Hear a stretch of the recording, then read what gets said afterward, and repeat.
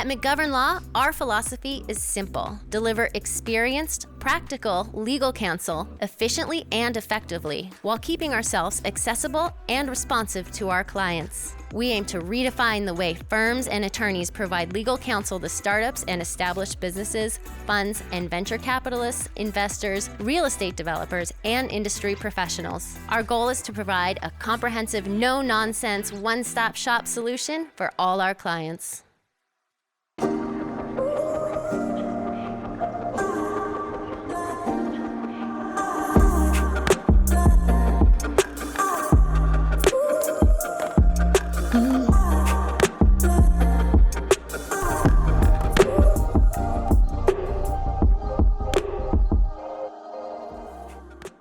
Hello and welcome to the Women of Austin podcast. I'm your host, Mindy Hofman. Today we're going to talk about the power of positivity. And because October is Breast Cancer Awareness Month, all of our guests are survivors. And I can't wait to hear what they have to say. Hello, ladies. Thank you so much for being here today. Hi, Mindy. Hi, thank you for having us. So if y'all have seen the show before, you know that we start up with a little warm-up question. Okay. So let's start with Nanette. What is something that people would be surprised to know about you? Hi, my name is Nanette Labastida, and I'm from Austin, Texas. I am a realtor at Compass. I am so inspired by Mindy and by all the women I meet through Women of Austin, and so it was very exciting. Positivity is something that's very important in my life to get through any hurdles that we have to face and to keep on trucking. I grew up in London. Oh. And when I was in high school, I had a famous boyfriend. Really? Can you tell us who? No. No. Fair. My name is Vanessa Solis, and I'm the owner of Elite Marquee Events Austin. We are a multi-city, family-owned business, and our goal is just to bring fun and memories to each event. The Women of Austin podcast is an amazing group, and it's just such an honor to be here and be part of that community and build those relationships with everybody in it. I think some people in Austin don't know that I was a teacher for 11 years, and so now I'm doing event planning. Yeah, that's a big change. Yes. Definitely. So glad that you guys are here. And I really liked you guys for this topic because you guys are both really positive people. And since I've had you in my life, I'm always inspired by the strength and positivity that you guys have. And I just really appreciate your friendship also. I'm so lucky to have you guys as friends. Thank you. Thank you. So I wanted to start with a quote. Pessimism leads to weakness and optimism leads to power. Nanette, you're thinking. Yeah, I mean, I do think that's true. I've never been a pessimistic person, so choosing the positive option is easy for me. But I can see how it affects a lot of people. Yeah. And when I do feel like pessimistic, I feel weak and I feel unable to sort of make good choices or can kind of continue. And so yeah, I can relate to that. I can definitely relate, and I think optimism for me was kind of like a growing experience. Like it's something that I had to learn that if I just stayed optimistic through all the obstacles and challenges throughout my years, like it just actually helped overcome a lot of things faster and easier, staying optimistic and positive. Now, do you guys feel that it's hard to stay optimistic when you're around people that are more downers, if you will, or do you try to cut those people out? Because I know I'm attracted to you guys because you are optimistic and you guys make me happy and fill my cup. Yeah. No, I think for me, I not to just stay away from them, but try to help people see the better side of things, because it's so easy to fall into oh my gosh, this and that, or this is going wrong, and it's really mindset. I feel just helping people change their mindset, and I think maybe the teacher in me kind of plays into that. It's let's turn it around. Everybody's gonna make mistakes or things are gonna go wrong, but we can turn it around and turn it into something positive. You guys have both had to overcome some very tough challenges, obviously, like we had mentioned, and I have to imagine that is one of the hardest things to stay optimistic through. And I know that some of the people watching and listening know people or are going through this themselves. And if you have any advice on how you stay optimistic, or, you know, any words of encouragement, like, tell us, let us know. You have an audience. Yeah, I had to face sort of a deeper level of that because I had breast cancer 12 years ago, and I was just diagnosed this May with stage 4 cancer. And so, you know, I had to kind of like really, really, really tap into that. And it was really, really hard.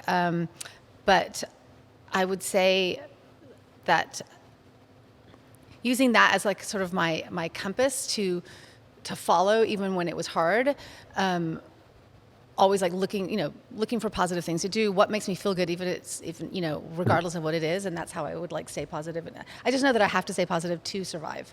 Yeah. That's how I feel. That's how I look at it. Yes. Okay. Definitely. Yeah. I love that. I love that. I actually have a quote here from Dwight D. Eisenhower: "Pessimism never won any battle." There you go. Yeah. That's so true. And then Nanette, I saw on your Instagram this morning you put something, and it was really sweet, and I wanted to ask you about it. Yeah. It said, "I release control and surrender to the flow of love that will heal me." Excuse me. Can you tell us more? Yeah, it came on a song that I was listening to on Spotify this morning, which is really relevant because I had a CT scan this morning, and I was nervous. And so it's a reminder that I have no control of the results of that. I have no control over anything that happens in my life. And it's more apparent, that lack of control, when you have a diagnosis like this. Yeah. And so I just have to let go. I can't, you know, be all like tense and trying to control something. I have to let go. And I know that I have love around me from my family and friends and, you know, the things I do. And that's all there is. That's what will heal my heart. Yeah. Yeah. I love that. I love that. I know that both of you guys are very inspirational, and you guys really spend a lot of time like sharing your story and about what you're doing, and I think that that's very important, and I just want to also commend you for that. I have one more quote because I just feel like we're just gonna like get I really like this one too. It says, "The optimist sees the rose and not the thorns. The pessimist stares at the thorns, oblivious to the rose." So I think it's interesting, and I think that one thing that I've learned is that if you stop and take time, you know, you can always find the beauty in things, which can be really hard. But Vanessa, do you? I do, and it's so funny you say that because I had mentioned something one time about, you know, I'm grateful for all the experiences that I go through, whether it's, you know, hard or easy or, you know, positive or negative. I always find something to be grateful for. And somebody told me, you know, well, how can you be grateful for a diagnosis or having to go through something like that? And it's not that I was grateful that it happened to me. Nobody ever wants that, you know.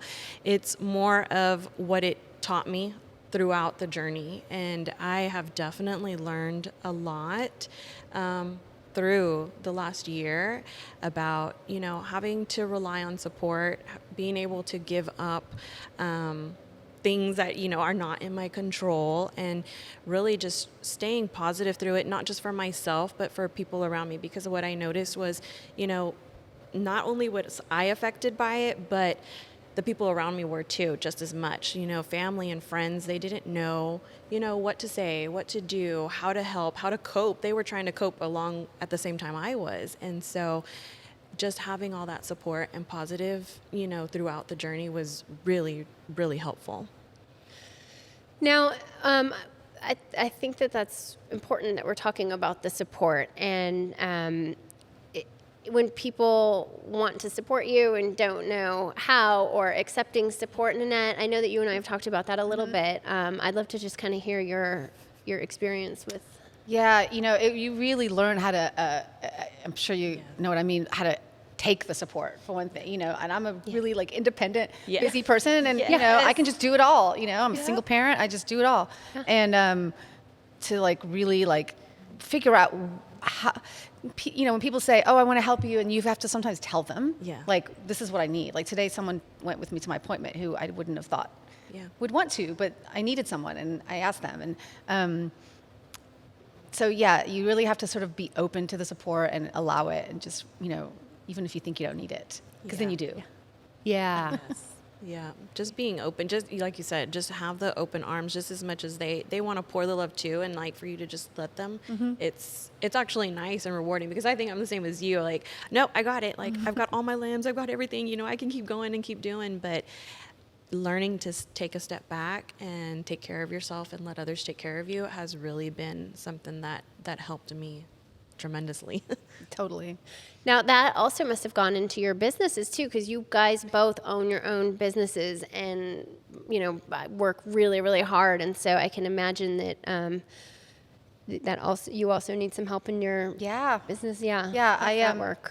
That, you know, I'm a realtor, and so with this most recent diagnosis especially, you know, I've allowed every agent that's offered to like do things for me, like show houses for me, or, you know, whatever it is. I just, you know, I'm leaning into that a lot more, and I'm going to be hiring some help, which is a totally new thing for me. And then the first time, you know, I would even let clients drive me to their showings if it was kind of like during like an after surgery time, you know, and just I was just really open about it, because I was like, hey, you can still buy houses, but you can drive me. Yeah. So Yeah, no, definitely. It for us, it was for me, it was just like it was just a whirlwind, because we had just started in October. And so we were only kind of just starting up our business. We had only been maybe 6 months in, like really getting to it. And it was just like, what's going to happen now? Do I need to stop everything? Is this going to turn us all upside down? Like, what's going to happen? And so really keying in on like the help and family being able to drive in, and my kids, you know, taking initiative to like, no, we can help you with a job today or do something. It just really, it was just beautiful. Like, and again, you're just like learning along the way. Are you looking for a great tasting, healthy, and sustainable meal delivery service? Well, look no further than Prep to Your Door. Prep to Your Door delivers 100% organic, plant-based, and ready-to-eat meals with a zero-waste delivery service. So it's good for you and the planet. And y'all, it tastes amazing. Check out the link in the description to learn more about this incredible company and get $50 off your first order of $75 or more. Prep to Your Door. Better for you and better for the planet. Tula is your personal assistant at the push of a button. Tula's mission is to help you shift the second shift to find more time in your days to prioritize with purpose. Tula's team of trustworthy and incredibly savvy assistants, including chefs, will tackle everything on your list. Meal planning and prep, home organization, household management, errands, events, and so much more. It's like having your own personal assistant all the time, but without an all-the-time salary. Visit tulabalance.com today to get started.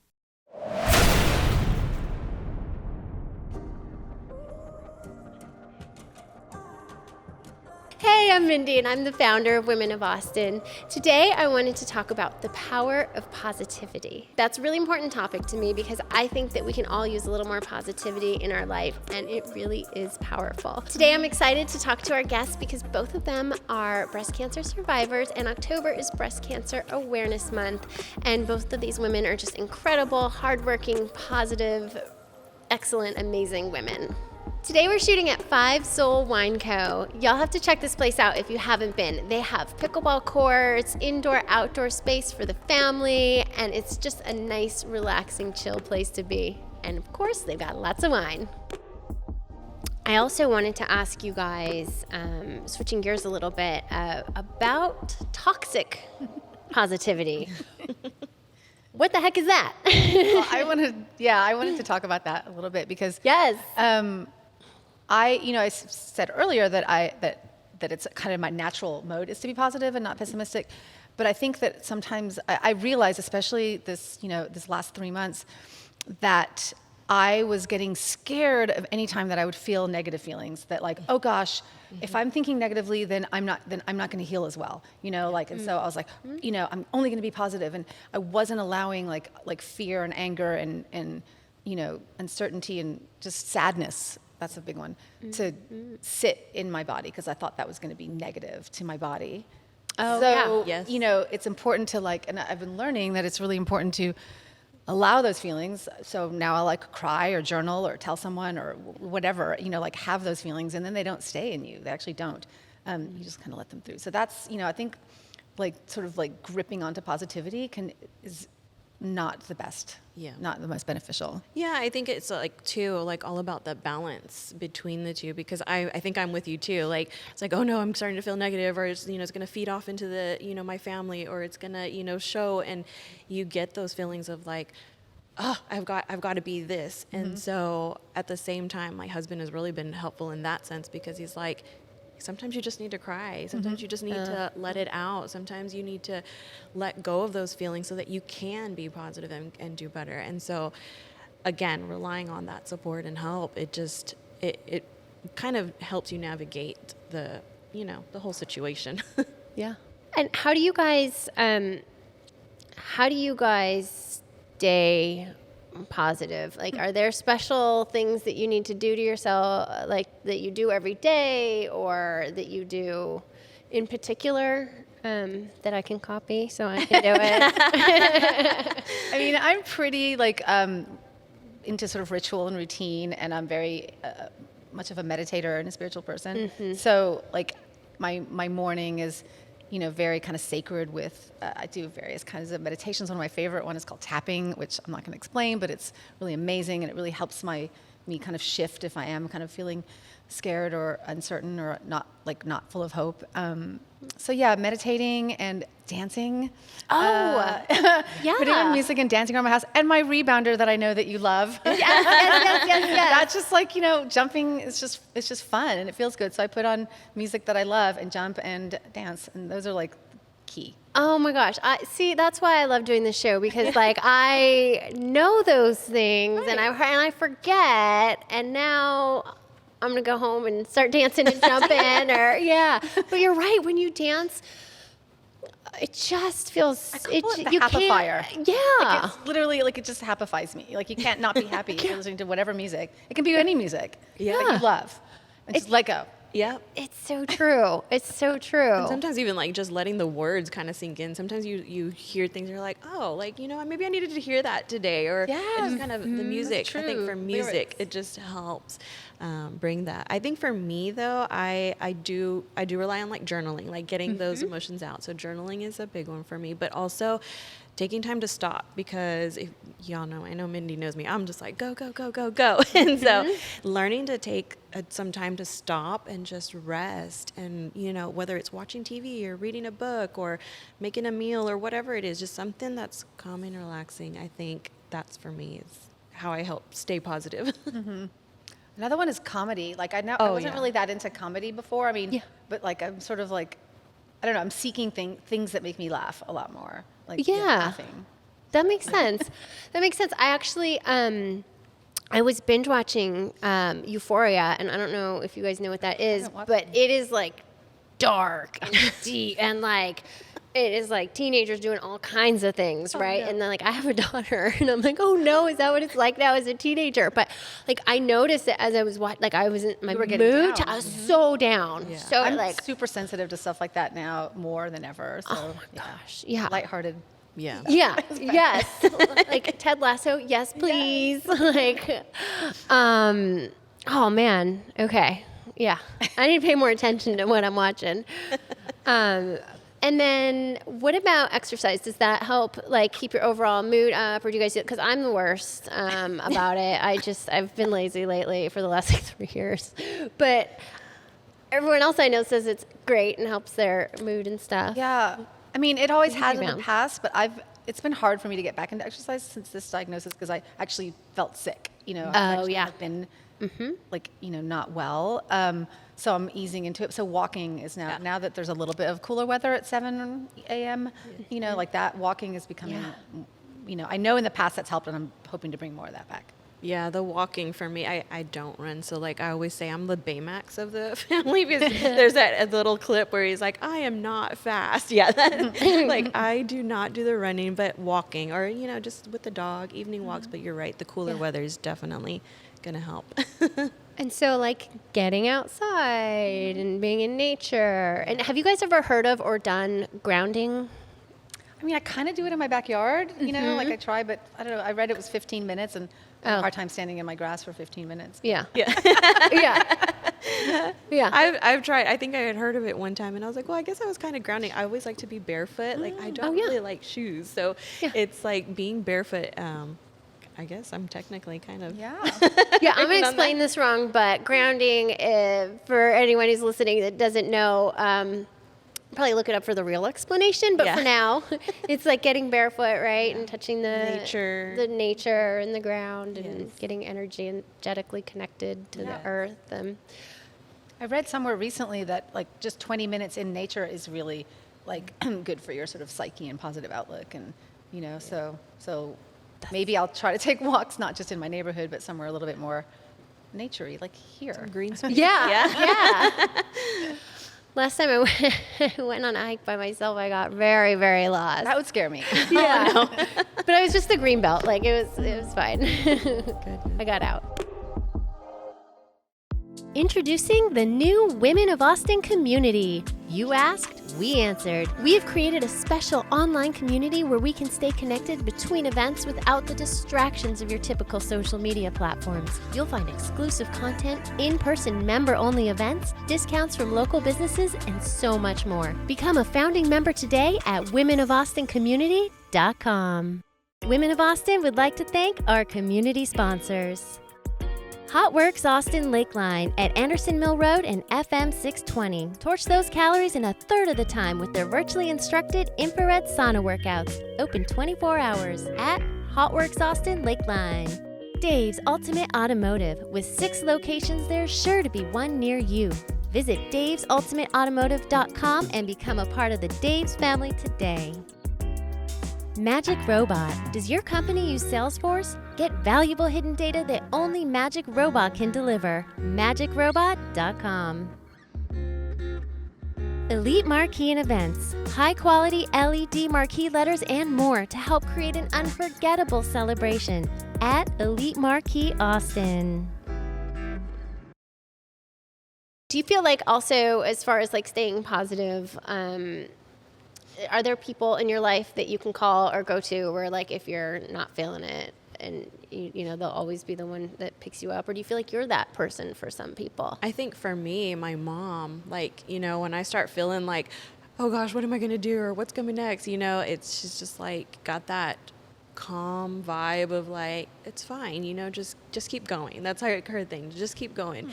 And so I really tried to pick up on that as like, things might get difficult or, it might not be easy, but, I think talking it through with family or friends really, really helps. I think that connection is really important. And I know for me, if I'm feeling down or just getting kind of tired or whatever it is, this is why I do what I do. Like if it's just like a coffee date with someone or, getting together with anyone and just like really connecting, that always picks my spirits up and always makes me feel better.